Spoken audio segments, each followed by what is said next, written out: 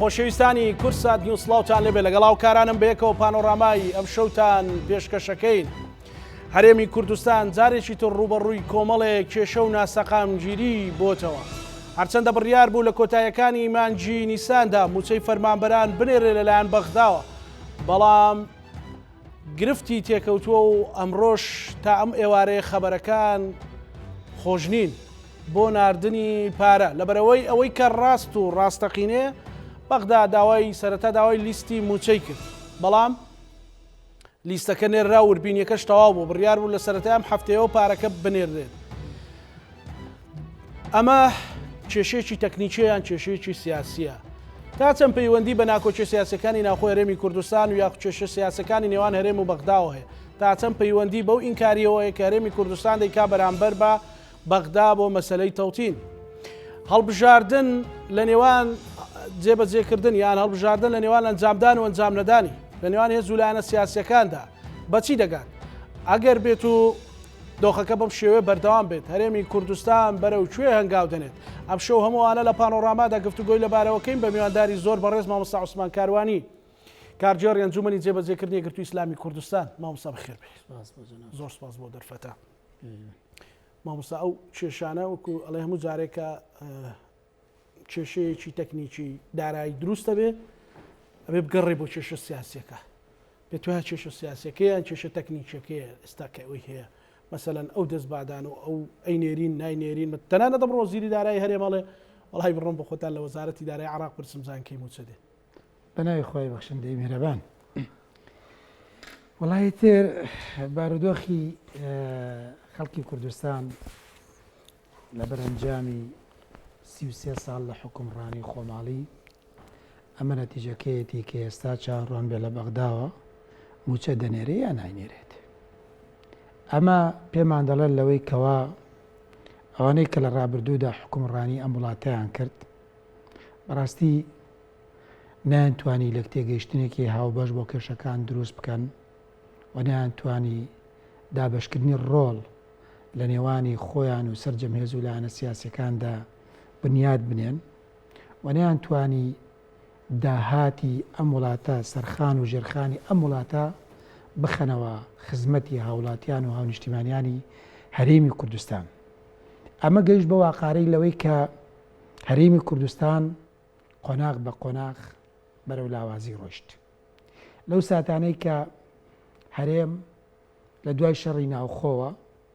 کە شەڕی ناوخۆ کۆتایی پێهات و قۆناغێکی تاڵ و ڕەشی ئەم هەرێمە بوو تێپەڕی و ڕۆیشت و هەزاران کەسکرایە قوربانی لە پێناوی لوتکە شاخێک یاخود مەرامی سیاسی چەند سەرکردەیەک. ئەمە تێپەڕی و گوزەشتی کرد. پاشان لە دوای تەشکیلاتی پەرلەمان و حکوومەتی هەرێمی کوردستان لەو کاتانەدا کە تەشکیل بوو هەر لە سەرەتاوە نانهێشت پەرلەمان بەو شێوەیە کە پێویستە ڕۆڵی خۆی ببینێ، حکوومەت بەو شێوەیە کە پێویستە ڕۆڵی خۆی بمێنێ. نانهێشت پەرلەمان ببێتە قیبلەنمای حکوومەت،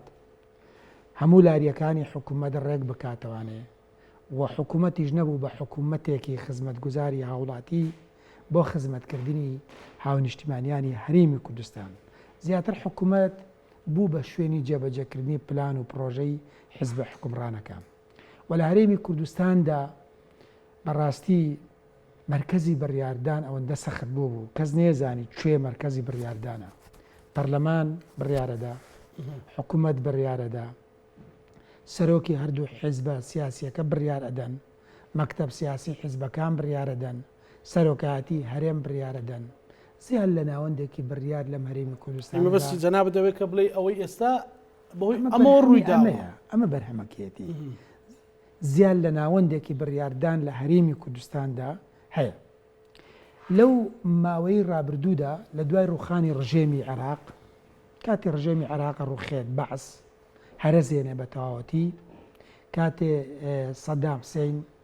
حاڵە گەورەکەی تەمەنی خۆی ئەکات و پەلاماری کوێت ئەدات و ئەمریکا و هاوپەیمانەکانی یەنە سەرخات لە 2003دا کە کۆتایی بەڕژێم دێت، هەرێمی کوردستان دەچێتە قۆناغێکی ترەوانێ، دەچێتە قۆناغێکی ترەوانێ. لە قۆناغێکدایە عێراق هیچی نەماوە، نە هێزێکی سەربازی ماوە، نە مؤسسەیەکی ماوە نە هیچ شتێکی ماوە. بەڵام لەو کاتەدا لە 91ەوە حسابی کە بۆ 2003 تقریبان چەند ساڵێکی زۆر کات لەو فترە زەمانیەدا کە ئێمە لە پێشەوە بووین دەمانتوانی زۆر کار ئەنجام بدەین. بەڵام بەداخەوە لە 2005 بۆ 2007 هەرێمی کوردستان کەوتە یەخستنەوەی ناوماڵی عێراقیەکان لە هەولێر، کەوتەوە نایخستەوەی ناوماڵی عێراقیەکان لە هەولێر. کاتی ناوماڵی هەولێریەکە عێراقیەکانی یەک خستەوانێ ئەو خلافات و ناکۆکیانەی کە خۆیان ئەیان بوو هەموو ئەمانە دوایی لە نەتیجەدا ڕژایەوە خزمەتی حزبە حکومڕانەکانی عێراق و ناکۆکیەکانی ناوماڵی کوردیش ڕۆژ بە ڕۆژ بەرەو هەڵکشانی زیاتر دەڕۆیت. هەتاوەکو لە یەکێ لە یادداشتەکانی یەکێ لە سەرکردە باڵاکانی ئەم کوردستانەدا دەڵێت ئێمە بە سێ سەرکردەی سەربازی مەزنی کورد سوپای عێراقمان تەشکیل کردوانێ. سوپای عێراقیان بۆ عێراقیەکان تەشکیل کردەوە لە هەولێر و حکوومەتیان پێکهێنایەوە لەگەڵ هێز و لایەنە عێراقیەکاندا، بەڵام لە خەمی ناوماڵی کوردانە بوون. لەو کاتانەشدا هەل لە ڕاپەڕینەوە هەتاوەکو ئێستا لە خەمی ئەوەدا بوون لەوەی کەوە ئەم قەبیلەیە، ئەم عەشیرەتە، ئەم بنەماڵەیە، ئەو سەرکردەی عەرەب، ئەو حیزبەی عێراقیە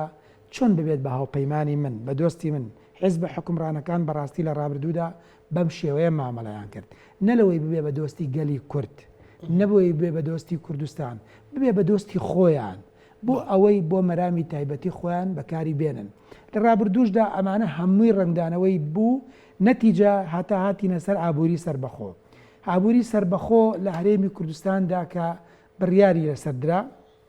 ئابووری سربەخۆ طبعاً بۆ معلوماتی جەناب لە کاتێکدا بڕیاری لەسەردرا لەوەی کە بارودۆخی هەرێمی کوردستان هیچ کەشەیەکی نەبوو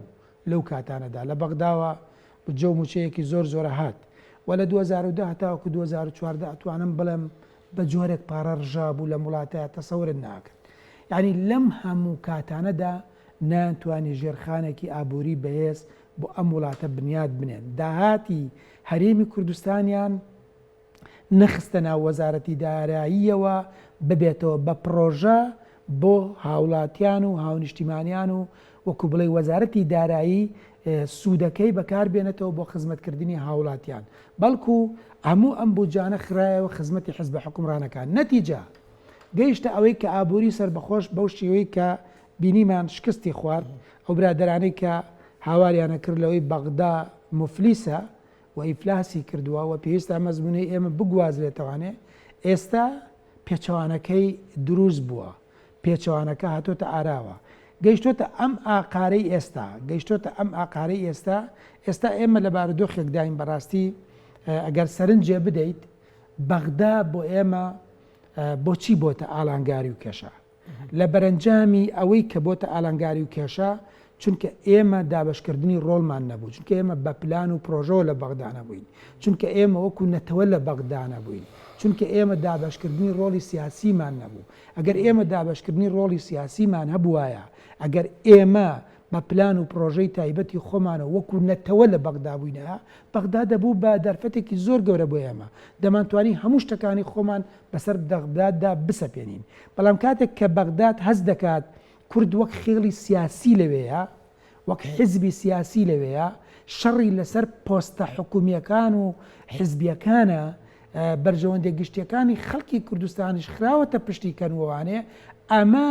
بۆتە دەرفەتێک بۆ بەغدا، بۆی بەغدا دەرفەت و مەرامەکانی خۆی دەرفەتی دەستکەوتەوە بۆی مەرامەکانی خۆی بسەپێرێ بەسەر هەرێمی کوردستاندا، چونکە کارتەکانی هەرێمی کوردستان لە بەرەنجامی ناکۆکی ناوماڵی کوردەوانێ، لە بەرەنجامی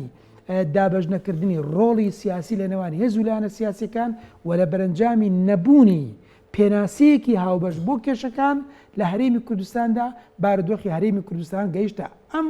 ئاقارەی ئێستا کە ئێستا وەزیری دارایی هەرێمی کوردستان ئەڵێ چی؟ ئەڵێ ئەوە لیستەکەمان ناردووە بۆ بەغداد بۆی بزانین موچەمان بۆ دەنێرە یانە. بەڕاستی جێ پێکەنینە، یعنی پێکەنینێکی تراژیدیە، جێ پێکەنینە بەڕاستی. ینی تۆ وا لێ هاتبێت ڕۆڵی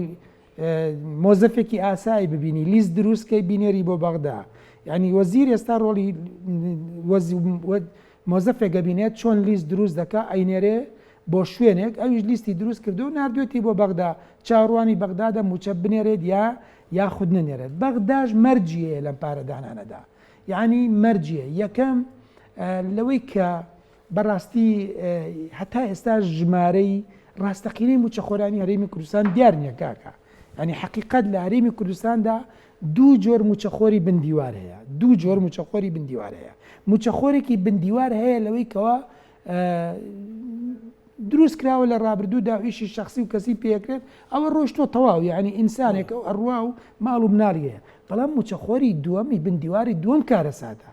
لەوەی کەوە ئەمانە بەڕاستی خەڵکی ئەم هەرێمی کوردستانە نین موچەوەرەگرن لەسەر هەرێمی کوردستان خەڵکی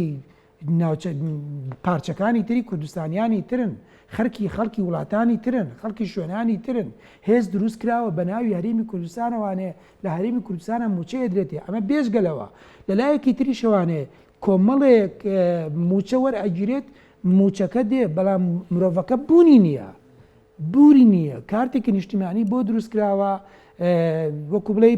پێناسەیەکی شارستانێتی بۆ شارستانی بۆ دروست کراوە بەمە موچەکە دێت منەمەم لە بەرپرسێکی باڵای ئەمە هەرێمی کوردستانە پرسی وتی ڕاستەکەی مامۆستا هەمانە زۆر باشی شەمانە زۆریشن ئەو ڕژێ وتم بۆچی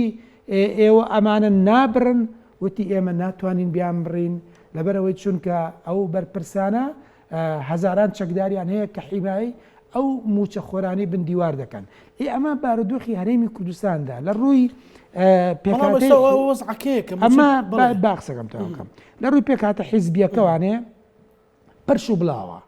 لە ڕووی پێکاتە حیزبیەکەوە پەرش و براوە لە ڕووی سەربارزیەوە پەرش و بڵاوە و سوپایەکی چەکداری یەکگرتو لە هەرێمی کوردستاندا بوونی نییە لە ڕووی پلانەوە هەرێمێکی بێ پلان و بۆ بێ پرۆژێ بەرامبەر بە بەغدا بەرامبەر بە وڵاتانی ئیقلیمی بەرامبەر بە وڵاتە زرێزەکان و هەنگاوەکانی هەرێمی کوردستان هەنگاوانێک نین لەسەر ئەساسی پارێزگاریکردن بێ لە بەرژەوەندێک گشتەکانی خەڵکی کوردستان تۆ کاتێک کە دەڕۆی بەرەو تورکیا دەبێ ئەگەر تۆ هەنگاوێک بڕۆی بەرەو تورکیا لەسەر ئەساسی پارێزگاریکردن لەسەر بەرژەوەندی گشتی گەلەکەت بڕۆی کە بەرەو ئێران دەڕۆی ئەبێ بۆ پارێزگاریکردنی بەرژەوەندی گشتی گەلەکەت بێ کە بەرەو بەغدا دەڕۆی ئەبێ هەر بۆ ئەو مەبەستە بێت کە لەگەڵ وڵاتێکی زلهێزی جیهانی نزیک دەبیتەوانێت ئەبێ بۆ ئەم مەبەستە بێت نەلەوەی بۆ بەهێزبوونی پێگەی حیزبی خۆت بێت نەلەوەی کە ئێستا دەچنە بەغدا حیزب حکومڕانەکان ینی بەڕاستی پارتی دەیەوێت بچێتە بەغدا لەوێ هێز وەربگرێت قووەت وەربگرێت بۆچی بۆ ئەوەی چۆن بتوانێت مەچەکی یەکێتی پێ بابدات یەکێتی دەیەوێت لە بەغدا هێز وەربگرێت بۆی مەچەکی پارتی پێ بابدات ئەخدی ئەمە میلەت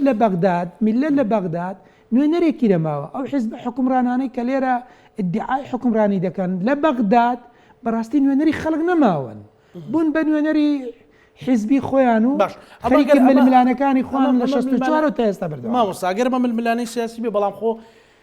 ئێستا موچە مەسەلەی موچە ئەنی ئێستا بەکرێ هەموو خەڵکە هەرێمە بکرێتە قوربانی کۆمەڵێک بندیواریان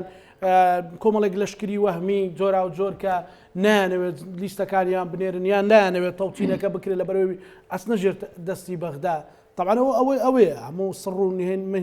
سڕی مهنەکە ئەوەیە بەڕاستی ینی خۆن ناتوان لە خەڵک بشارینەوە ئەکرێ هەرێمێک بکرێتە قوربانی ئەو بابەتە ئێستا بەرەو ئەوە نین کە هەرێمە ئەکرێتە قوربانی ئەو بابەتە ئێکا کەزانە هەرێمی کوردستان ئێستا لە بەردەمی دووڕیانێکایە بەڵێ دووڕیانێک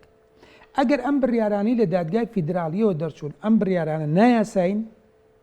فەرمو وەفدێک بنێرە بۆ بەغداد و بۆ لای دادگای فیدراالی ئیسپاتی بکە کە ئەم بڕیارە نایاساین دروست ئەگەر ناتوانی لەوەی کەوا بیسەلمێنی کە بڕیارەکانی دادگای فیدراالی نایاساینین یاساین بڕیارەکان ئێمە فروزە تۆ ملزەمبی بە بڕیارەکانی دادگای فیدراالیەوە باشە کاتێک کە یەکگرتووی ئیسلامی کوردستان چوو لە بەغدا لەسەر پرسی موچە سکالای تۆمار کرد باشە کە لەسەر پرسی موچە ئێمە سکالامان تۆمار کرد کە تەفاسیلی معلوماتەکەمان لەلایە لە ڕاستیە و ئەو سکالایش کە بە شێوازێک تۆمار کرا کە پێداچوونەوەی زۆر وردی پێداکراوە دەیان شارەزای یاسایی جۆرا و جۆر پێداچوونەوەیان پێدا کردووە و سکالای ئەنجا چۆتە بەردەمی دادگای فیدراالی بە جۆرێک سکالاکە نووسراوە کە لەوەی مەجاری ڕەتکردنەوەی زۆر نەبێت یعنی لە ڕاستیە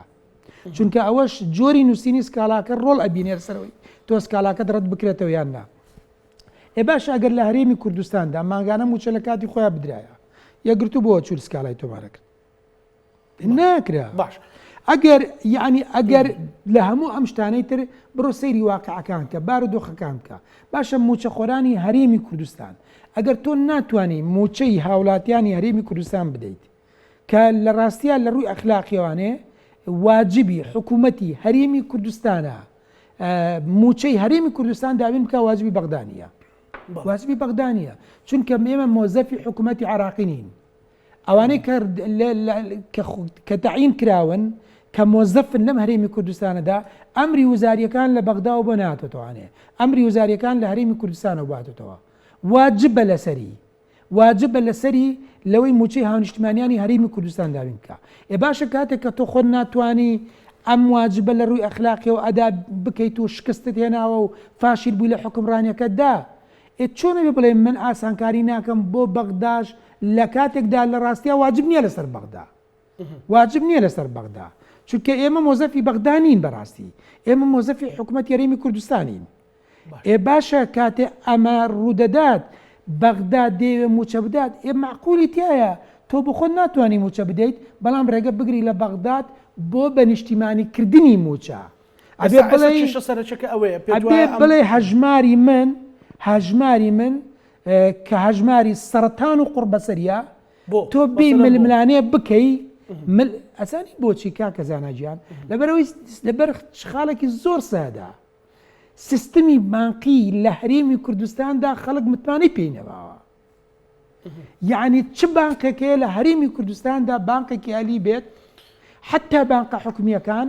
لە هەرێمی کوردستاندا کە بانقی هەرێمی کوردستان بێت جێگەی متمانە ماوە دەوڵەمەندێک بچێت دەفتەرە دۆلاری تیادانێت بڵێ کاکە گیان لە هەر کاتێکا پێویستم بۆ دەفتەرە دۆلار بگاتەوە دەستی چ زمانێک شکستی هێناوە خۆ سیستمی بانقی لە هەموو دنیا سیستمێکی سەرکەوتووە بەس لە بەرەنجامی فەشەلی حکمڕانانی هەرێمەوە ئەم سیستەمە لەسەر دەستی حکمڕانەکان فەشەلی هێناوە خەڵک متمانەی بە بانکێک نەماوە پارتی متمانەیە بەڵێ متمانەی بە بانکێک نەماوە پارتی و یەکێتی دەسەڵاتی بەسەریا بێت پارتی و یەکێتی ئەو کاتە بیان و دەگرێت دەڵێ لە 170 موچەکەت ڕاکێشە لە 180ەکەی بۆ ئاو بۆ کارەبا بۆچی ئەنجا تۆ موچەکەت لە بانکدایە دەڕۆی موچەکە ڕابکێشیت باش ئەلە پارە نییەوە لە بڕۆ هەفتەی داهاتوورەوانێ ئەو هەفتەیەش نیە بڕۆ هەفتەی داهاتوور ڕەسیدی بانکیان نییە سیولە لە بانقی لەم بانقانەی هەرێمی کوردستاندا بوونی نییە تۆ ئەگەر بانقەکە سیولەیەکی تایبەتی خۆی نەبێت و سیولەیەکی زۆری تێدا نەبێت چۆن ئەتوانێت بێت زەمانەتی هاوڵاتیانی هەرێمی ڕەتی ناکەنەوە مەسەن ئێوەکو یەکگرتووی ئیسلامی خیتابێکتانێک کە بڵێن هەژماری من ڕەفزە تکا لانگرانی ئەوە من پێ دەڵێم هەژماری من ڕەفزە هەژماری من بەڵێ ڕەتکراوەیە هەژماری من ڕەتکراوەیە هەژماری من یعنی هەژمارێکە کە بەڕاستی گومانەکرێت لەوەی کەوا پارتی و یەکێتی بەیەکیشەوە تەنسیقیانە بێ لەم من بە معلومات پێتەڵەمی چێتیتیانە ئەڵم بە گومانەوە گومانم هەیە لەوەی کە چونکە لە هەندێک لە دایرەکانی سلێمانیشدا لەم ماوەی ڕابردوودا فۆرمی هەژماری من ئەسە پێنرا بەسەر مۆزەفەکاندا وەزارەتە دەتوانێت خۆی نەیکات لێرە دەتوانێت نەیکات باشە باشە ئەمە مەسەلە قسەیەکە بۆ مامۆستا لێرە شتێکەیە بۆ نمونە ئێستا دێنە سەر پرسی هەڵبژاردنیش بەڵام لەسەر مەسەلەی تەوتین ترسێکەیە هەتا لەوانەیە ئەو ترسە لا یەکگرتووی ئیسلامیش باس کرابێ مەسەلە ڕاستە بڕیارەکەی محکەمەی فیدرالیە بەڵام حزبە شیعەکان ئەوانەی تاری تەنسیقی بەڕاستی ئەوانی زۆر جێی متمانە نین مەسەلەن سبەینێ داشکارنێ بکەن بڵێن قەیچێکا بە ئاژماری من بێ مەسەلەن ئەو ترسە هەیە بەڕاستی سبەینێ موچەخۆرێک دەستخەڕۆ بکرێ ئەوش مشکلەیە ئێستا تیبی ئێوارەی ئەڵێ چی ئەگەر پارەکە هات بۆ سەر حسابی ئێمە ئەتواندرێ ئەوانەی کارتی بانقیانەوە کە هەژماری من وەکو منفەس بەکار بێت چکە لە بڕیارەکەی محکەمەی فیدرالی لە تەفسیرەکەی ئەوە شیتیایە ئێستا ئەوانە ئەتوانن مەسەلەن ئەمە ڕەنگە باش بێ هەست ناکە ئەو ناسەقامگیری ئەو متەزبزبیەی لە بڕیاری سیاسی بەغداشا هەیە ئەوەی دروست کردووە کە مەسەلەن یەکێتی بە گومانەوە سیری و پرۆژەیە بکە یەکگرتوو کۆمەڵ هەمویان جگە لە پارتی کە پارتی خۆی ئەڵێ بن لەگەڵ هەژماری من و تاو قوربانگیان ئەو قسەی جەنابەت زۆر ڕاشتار بارودۆخی سیاسی عێراق لە ئەساسدا بارودۆخێکی خۆشی عێراق بە شێوازێکی گشتی فەوزایە یعنی خۆ ئەوەندە وڵاتێکی سەقامگیرمان نییە ئێمە بەڵێ یعنی لە ڕاستیدا ئەگەر تۆ سیر بکەی ئەم وڵاتە لە سێ پێکاتوە شیعەیە سونەیە کوردە باشە ئەم سێ پێگاتەیە کاکزانە بەخۆشی خۆیان بێکەواژین ئەکید نا یا پێکەوەژیان بەسەریاندا سەپێنراوە سەپێنراوە پێکەوەژیان بەسەریاندا سەپێنراوە باشە تۆ ئێستا لە بەغدادا لەو بارودۆخی کە ئێستا هەیە لە هەرێمی کوردستانیشدا هەیە و لە بەغدادیشدا هەیە ئێستا ناوماڵی شیعەکان ناوماڵێکی هەش و پەرش و بڵاوە ناوماڵی سونە هەروایە ناوماڵی کوردیش هەروایە یعنی دەستێوەردانی ئیقلیمی لە ئەم وڵاتەدا زۆر باشکرا دیارە دەستێوەردانی وڵاتە زلێزەکان زۆر باشکرا دیارە بۆ چونکە وڵاتەکە خۆی وڵاتەکە نەیتوانیوە سەروەری خۆی بپارێزێت نەیتوانیوە سەروەری خۆی بپارێزێت وڵاتێک کە نەیتوانی سەروەری خۆی بپارێزێت بە دڵنیایی ئێوانێ دەستێوەردان دروست دەبێت ئەو دەستێوەردێنانش کردەکرێت لەسەر جەموڵاتانی ئیقلیمی و لەسەر جەموڵاتە زلێزەکان حچی لە پێناو بەرژەوەندیەکانی خەڵکی عێراق و هەرێمی کوردستان نیە هەمووی لە پێناو پارێزگاریکردن لە بەرژەوەندی ئەو وڵاتانە خۆیاندا مامۆستا بەکر حەمەد سدیق و مامۆستا عەبدولخالق و ئێوە جەنابتان وەوردی سەرقاڵی ئەوە بوون و دەستیشان خۆش بێ لەگەڵ جەماعەتی ستاندەریش حرەکەیەکیان هەبوو لەو بارەیەوە و جوڵەیەکیان هەبوو لەگەڵەوەیە باشە بەغدا هیچ هاتنە پێشەوەیەکی ئەبێ بەغدا و هاتنە پێشەوەی بک بە تەوتین یا هەرێمی کوردستان بیکە مەسەلەن بەپێی زانیاریەکانی جەنابەت ئەوانیش هیچیانی مەسەسا فەرمانبەرێک بڵێ منێت ئەمێ تەوتین بکەم لە بەغدا چی بکە مەسەلەن یان ئەوە پەیوەندی بە هەرێمی کوردستانەوەی ئەبێ دەست پێشخەرێکە بکە هەرێمی کوردستان لەگەڵ بەغدادا ناچێتە پێشەوە ناچێتە پێشەوە لە هەرێمی کوردستانە بەڵێ لە چیە ناچێتە پێشەوە یەکەم تەوتینەکە یعنی بە نیشتیمانیکردنی موچەکە بەڵێ بۆ سەر بانقا حکومیەکان هەرێمی کوردستان لەم پرۆسە جددی نییە نایەوێ ینی فەرمانبەرێک لە شاری سلێمانی یا لە دۆکە یا لە ئەودێرە ئەگەر حەزیشکە بە تاقیتەنیا ناتوانێت بچی ئەمە بکە ناتوانێت ئەمە بکات چونکە تۆ بێت لە چوارچێوەی سیستمەکەی لە چوارچێوەی یاساکەیت لە چوارچێوەی پرۆژەیەکدا لە چوارچێوەی هەرێمێکدایت ئێستا لە هەرێمی کوردستانەوانێ موچەی لیستی موچەخۆرانی هەرێمی کوردستان بە یەک لیست دەڕوا بە بەغدا خۆ ناکرێت ناوەندێکی خوێندن لە قوتابخانەیەکە بڵە کاکە من بە تەنیا تەوتینەکەم و لیستەکەمە نێرم بۆ بەغدا ئەمە ناکرێت بەم شێوەیە ئەبێ هەرێمی کوردستان حکومڕانانی هەرێم ئەم حکومڕانە فاشیلانەی کە لە ڕابردوودا فاشیل بوون بۆ یەک جار لە بەرەنجامی فەشەلەکان تەسلیمی واقع بن تەسلیمی ئەم واقع بن کە ئێستا بارودۆخەکەی تایە یعنی لە ڕاستیدا کاتێک کە ئەمان داوای بەغدا داوای تەوتینەکات داوای بە نیشتیمانیکردنی موچەکات نەقلکردنی مۆزەفینەکات لەگەڵیشیا داوای داهاتی هەرێمی کوردستانەکات داهاتی ناوخۆ و داهاتی ناوچە سنووریەکانەکات یعنی لەگەڵ ئەوەشدا ئەبێ هەموو ئەمانەش ڕێک بکرێتەوە لەگەڵ ئەوەشدا کە ئێستا ئەو نەوتەی لە هەرێمی کوردستانە کە گومانی لێکرێ ڕۆژانە 300,000 بەرمیل نەوت بڕوا بە شێوازی جۆرا و جۆر کە کەس نازانە پارەکەی بۆ کوێچێ باش کەس نازانێت ئەی ئەم سەرچاوانەی داهات لە هەرێمی کوردستاندا لەگەڵ بەغدا نابێ ڕێککرێتەوە باشە نابێ ئەم حکومڕانانە بیر بکەنەوانێت تۆزێک شەهامەت وەربگرن لە پیاوێکی وەکو قازی محەممەد لە کاتێکا گەمارۆ خرایە سەری بەیانزە مانگ ئەمەندە وێنەی جوانی پێشکەش کرد بەو دنیاە ئێستاش هەموو خەڵک باسی یانزە مانگەکەی قازی محەممەد دەکات بە 33 ساڵ ناتوانانی دەستورێک بە وڵاتە بنووسەوە باش بە 33 ساڵ ناتوانانی پەرلەمانەکە وا پیشانی دنیای دەرەوە بدەن کە مؤسسەیەکی نیشتیمانی و دەتوانێت بەڕاستی چاودێری حکوومەت بکەن جا ئەگەر باقسەکەم باشەکەم یعنی کاتێک قازی محەممەد حسارە خرێتە سەری توانای پێدانی موچەی نامێنێ ئەو کات داهاتی قازی محەممەد لە ڕاستیا لە مەهابێت لە کۆماری مەهاباتە بە زۆری توتن دەبێت توتن لە عەمبارەکاندا بڕیاریان لەسەر دەدەن حساریان دەخەنە سەر کە کەس نابێت لیان بکرێ ئەلە لە عەمبارەکانیاندا بۆگەن دەکات قازی محەممەد دێ سەروەت و سامانی شەخصی بنەماڵەکەی خۆی هەڕاجەکات ئەی خاتە بازارەوە بۆی بتوانێت مۆزەفی موچەی مۆزەفەکانی دەوڵەتەکەی بدات ئێستا ئەمان دەستیان خستۆتە بینەقاقای مۆزاف بینەقاقای هاونیشتیمانیانی هەرێمی کوردستان نەک لە نەک لە سەرۆت نەخێر هەر حسار نییە گەر تۆ بتانی ئەمە لێکتێنە گەیشتنە سوء تەفاومە یعنی لە پێناوی پارێزگاریکردنە لە بەرژەوەندەکانی خۆیان دەستیان ناوەتە بینەقاقای خەڵکی کوردستان. باشە بەڵام پارتی دموکراتی کوردستان ئەو چەند ڕۆژاڵێ قسەی کۆتایی لە هەرێمی کوردستان و عراقیش پارتیەکە مثلەن ئێمە نەما هەڵبژاردنمان نەکرەوە تا هەڵبژاردن ناکەین ئێمە هەژماری منمان ویستەوە تا هەژماری من سەرەگرێ بەڕاستی مثلەن پێتوانی ئەو ڕاستی تیاابێ لە ڕاستیدا ئەم عینادی حیزبیانە ئەم ململانە حیزبی کە لە کوردستاندا هەیە کاکزانە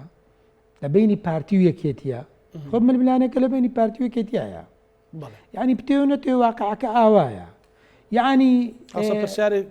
ڕەن ئێستا خەڵک بڵێ گرتو ئیسلامی جار مەسەڵ کەم ململانەکە با نا ئێستا ململانەی ئیسلامیش مەسەڵ هەندێک جار لە حکوومەت بووە مامۆستا سەلاحەدین بادی زۆر تەواوە هەمووی تەواوە لە حکوومەت بووین ئەوەندەی توانیمانە خزمەتمان کردووە نەمانتوانی بێ بەجێمانێشت باش یعنی ئۆپۆزیسیۆن بووین ئۆپۆزیسیۆنین یعنی بەجددی لەسەر سیراتی مستەقیمی خۆمانی نێمە هەر شتێکیشمان کرد بێ هیچ ئەنگاوێکمان نەناوە دش بێت بە بەرژەوەندێ گشتەکانی خەڵکی کوردستان یعنی هەر کاتێک حزبێکواناڵی کردومان آخر ئەرزی واقعا کراوە ئێستا حزب حکومڕانانە بە پێچەوانی بەرژەوەندێ گشتەکانی خەڵک بۆ نمونە تخوا کاکزانە بۆ نمونە داهاتی هەرێمی کوردستانیان بۆچی قۆرە کرد بۆچی شەفافیەتیان بنیان نەنا بۆچی ئەو عەقدی نەوتیانەی کە کرابوو بە شەفافی ئەنجامیان نەدا بۆچی ئەو سەرۆت و سامانەی کە لە بەغداوە ئاهات و داهاتی نەوتیشە بوو فترەیەک داهاتی ناخۆشە بوو هەموو ئەمانەت دەیان پرۆژەی گەورە گەورەی لەم کوردستانەدا پێ بنیان نەدا کوا بەرهەمی وەزارەتی کوشت و کاڵ لە هەرێمی کوردستاندا کوا بەنداوەکانی کوا وەزارەتی تەند کوا سیستەمە تەندروستیە گەورەی کە ئێمە لە هەرێمی کوردستانمان هەمانە کوا ئەو سیستەمە پەروەردەیی وەزارەتی پەروەردە بنیاتی نابێت کوڕە وەزیر دێت ئەمە کەی وڵاتی ئەمە کەی وڵاتە ئەمە لە فەنتەلۆزە چێ وەزیر دێت هەموو بڕیارەکانی وەزیرەکەی پێ وەزیری پێشخۆی ڕەدەکاتەوانێ شوێنی مێزەکەی شێ گۆڕێ بۆی ئەلە لە شوێنی ئەو وەزیری پێشوڕانە دانانیشمەوە سەر بەوە بۆ سەر بەوە بووە یعنی بەڕاستی ئەمە عیب و عارێکی گەورەیە ئێمە لە ماوەی 30 ساڵی ڕابردووە لە سەیان حیزب حکومڕانانەدا بەڕاستی سەلمێنرا کە ئەمانە شایستەی دەوڵەتداری نین ناتوانن دەوڵەت مەدار بن ئەو پرسیارە بێمە سەر ئەو پرسیاری پارتیاڵی هەژماری من ئەبێ قبول بێ قبوڵە هەڵبژاردنمان نەکرد ئەوە تا هەموو حزبەکان داوایەکەن ئێستا هەڵبژاردن با من باسی مەسەلەن بۆچی ئەو قسانەی پارتی کاکزانە با من باسی کەلبژاردن بۆ بکەم باش کورد زۆر بێم شتانە 50 کاکزانە 50 با بۆ شەرحکەم لە مانگی دەی 2022 باش چی هەڵبژاردننی پاخست ئەو کاتە کە پەرلەمان هەڵبژاردننی پاخست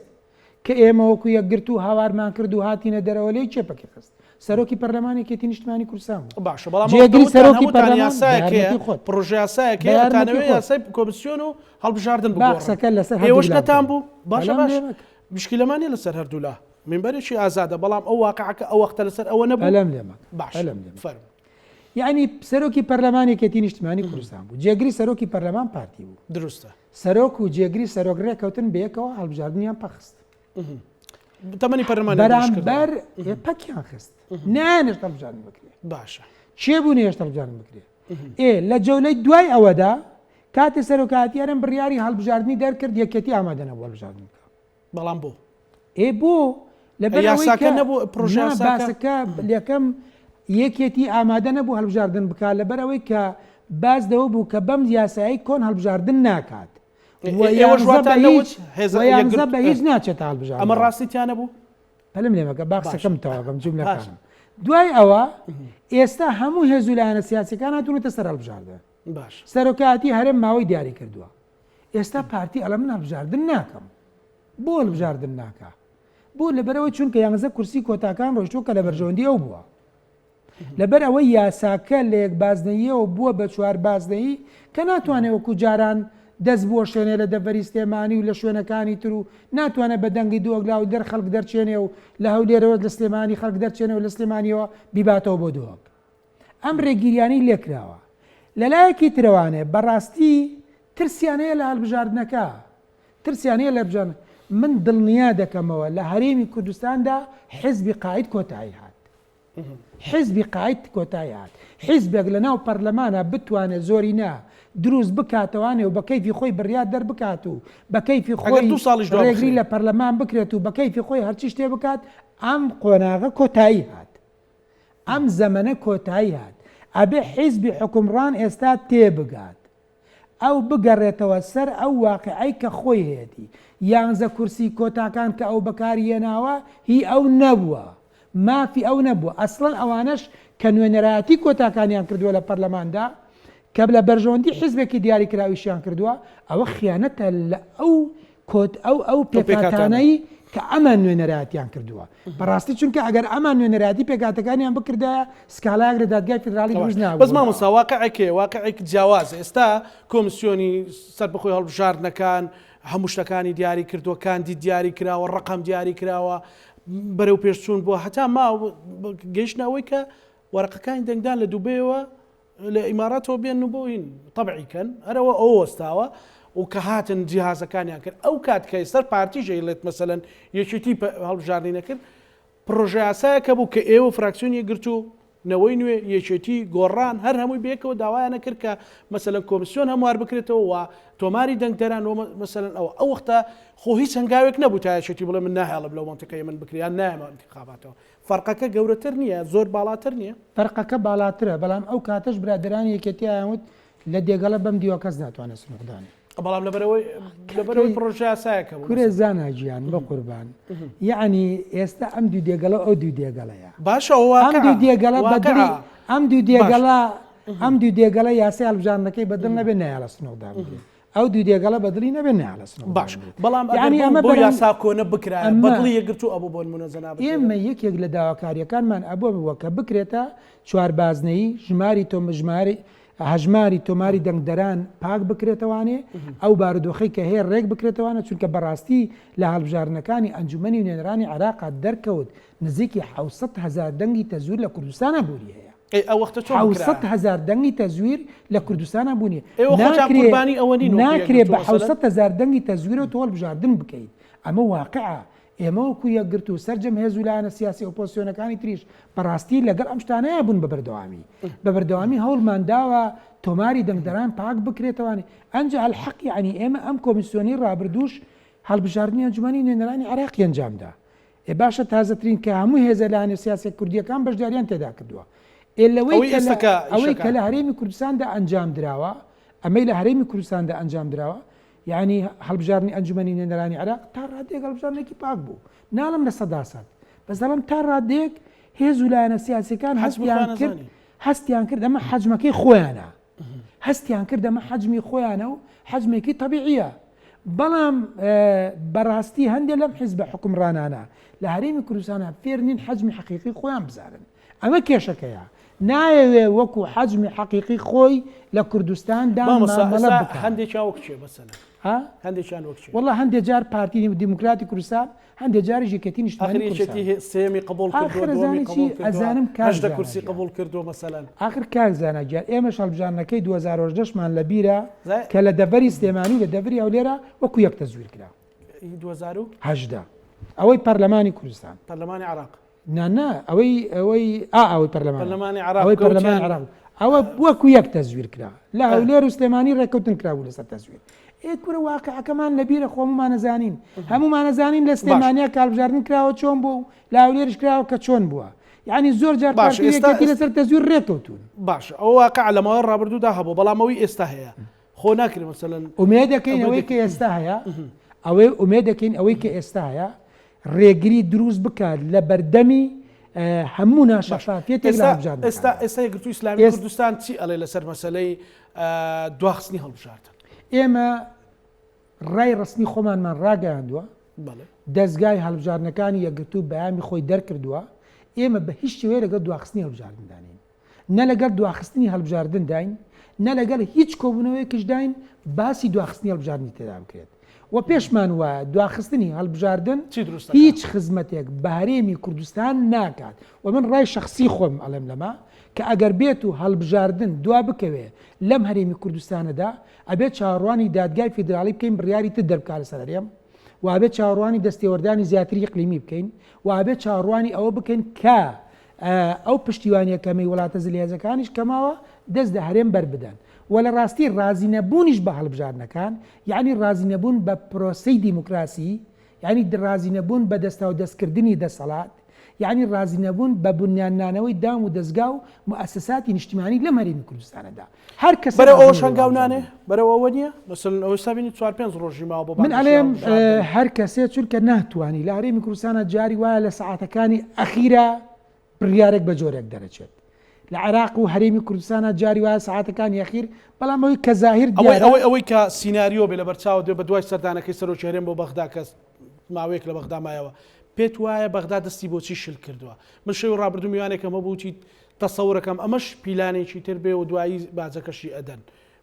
ینی تەسەورەکەی سیناریۆکە بەرەو کوێ بێ ئێستا بەرەو ئەوەی کە سەرۆکی هەرێم خۆشی ئەڵێ مەرسوم دەرناکەم بۆ کاتی تر ئەبێ کۆمیسیۆن بڵێ و تا پارەیان نەدامێ و خۆم دوام خست و خرای ئەستۆی بەغدا سەقسێکی لەو بابەتە هەیە هەڵبەتە ئەو لێک تێگەشتنە سیاسیانە کە دەکرێت لە مقابلی شتایە خۆمە ماڵە فەقیر نییە تا خێری پێ بکە بڵە کاکە فی سەبیلیلا شتیوان نییە یعنی هەموو ئەم هەنگاوانە کە دەنرێت هەموو ئەم هەنگاوانە کە دەنرێت بە دڵنیا بە ڕێکەوتنی سیاسیە ئەم ڕێکەوتنە سیاسیانەش لە 5-6 ساڵی ڕابردووە لە هەرێمی کوردستانە هەتاوەکو ئێستا کە نراوە لەم 5 ساڵەیە لە 100 فاشیل بووە هەمووی بە شکستی هەرێمی کوردستان کۆتایی پێهاتوە هەمووی بە شکستی هەرێمی کوردستان خوێندنەوەیان بۆ بارودۆخەکان غەڵەت بووە ینی حکومڕانانی هەرێمی کوردستان خوێندنەوەیان بۆ بارودۆخەکان هەڵەت بووە